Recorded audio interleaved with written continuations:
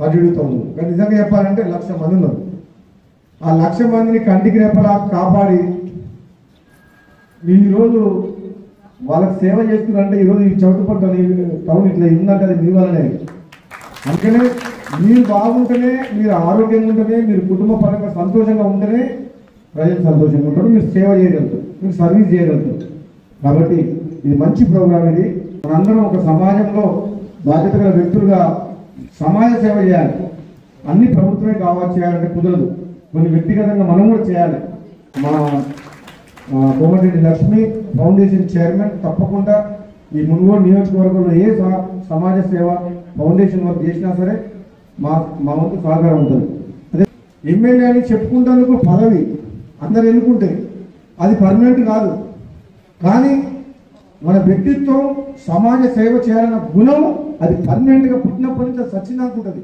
పదవి పర్మనెంట్ ఉండదు, కానీ మన గుణం మాత్రం సమాజంలో ప్రతి ఒక్కరికి సేవ చేయాలి, సమాజంలో అందరు బాగుండాలి తపన ఆలోచన మాత్రం అది ఎప్పుడు నన్ను విడిచిపెట్టుకోదు.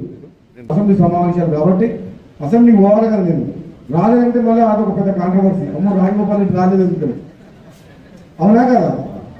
ముందే ఇష్యూ నడుస్తుంది, రాజగోపాల్ రెడ్డి రాలేదంటే ఎందుకు రాలేదు అదొక న్యూస్, మళ్ళీ అదొక వార్త.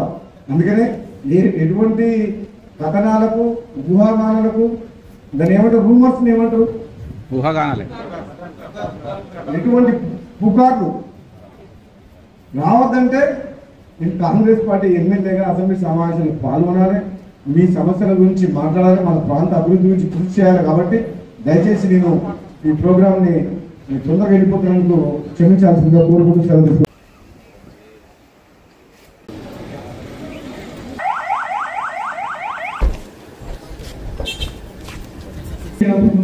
ప్రారంభోత్సవ కార్యక్రమానికి శ్రీ కోమటిరెడ్డి రాజగోపాల్ రెడ్డి గారిని స్వాగతం పలకాలని కోరుకుంటున్నాము.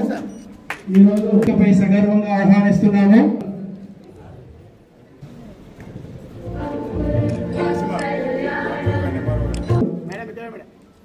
కాబట్టి వారికి చప్పట్లతో స్వాగతం. గట్టి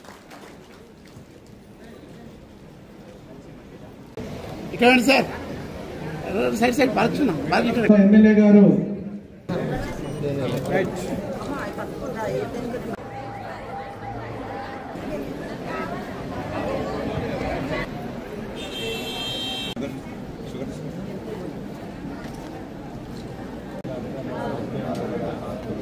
తర్వాత పసం చాలమ్మ